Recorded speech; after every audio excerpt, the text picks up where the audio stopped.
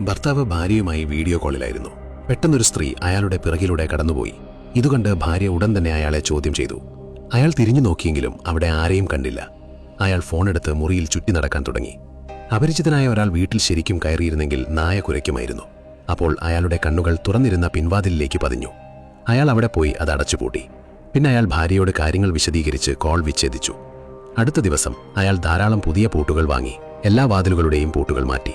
ആഴത്തിലുള്ള കുറ്റബോധം തോന്നിയതിനാൽ അയാൾ മുറിയിൽ ക്യാമറകൾ സ്ഥാപിച്ചു. കുറച്ചു ദിവസങ്ങൾക്ക് മുമ്പ് പെട്ടെന്നൊരു സുന്ദരിയായ സ്ത്രീ തന്റെ വീട്ടിലും മുറ്റത്തും പ്രത്യക്ഷപ്പെടാൻ തുടങ്ങി. ആ പുരുഷന് അവളുടെ സൗന്ദര്യത്തെ ചെറുക്കാൻ കഴിഞ്ഞില്ല. അവളുമായി അടുപ്പം തോന്നി. പിന്നീട് അയാൾ അവളുമായി ബന്ധം വേർപെടുത്താൻ ശ്രമിച്ചു. എന്നാൽ അവൾ വീട്ടിൽ വിചിത്രമായ രീതിയിൽ പ്രത്യക്ഷപ്പെടാൻ തുടങ്ങി. വീഡിയോ കോളിൽ ഭാര്യ കണ്ട അതേ സ്ത്രീ തന്നെയാണെന്ന് അയാൾ സംശയിച്ചു. അവളെ തടയാൻ അയാൾ എല്ലാ പൂട്ടുകളും മാറ്റി. ഒരു രാത്രി ചുമരിൽ നിന്ന് വിചിത്രമായി ഒരു മാർബിൾ പുറത്തേക്ക് നീണ്ടു. ശബ്ദം കേട്ട് നായ ഉണർന്നു. വാതിലിലൂടെ കടന്നുപോയ മാർബിൾ പടികൾ താഴേക്ക് ഉരുണ്ടു കയറി. നായ അതിന്റെ പിന്നാലെ ഓടി ബേസ്മെന്റിന്റെ വാതിലിലെത്തി. അവിടെ എന്തോ കണ്ടതുപോലെ തോന്നി. രാവിലെ ശബ്ദം കേട്ട ആ മനുഷ്യൻ ഉണർന്നു. നായ കളിക്കുകയായിരിക്കുമെന്ന് അയാൾ കരുതി. അയാൾ താഴേക്ക് പോയി വാഷിംഗ് മെഷീൻ ഓടുന്നത് കണ്ടു. അയാൾക്കൊരു ഭയങ്കര തോന്നൽ അനുഭവപ്പെട്ടു.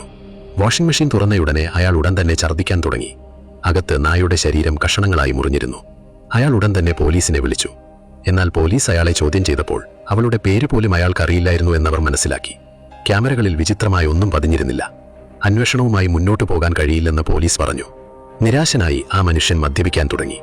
തുടർന്ന് ഒരു മാർബിൾ അയാളുടെ കാലിനടുത്ത് വീണു. ആ സ്ത്രീ വീണ്ടും അയാളുടെ മുന്നിൽ പ്രത്യക്ഷപ്പെട്ടു. ആ മനുഷ്യൻ ക്ഷമാപണം നടത്തി.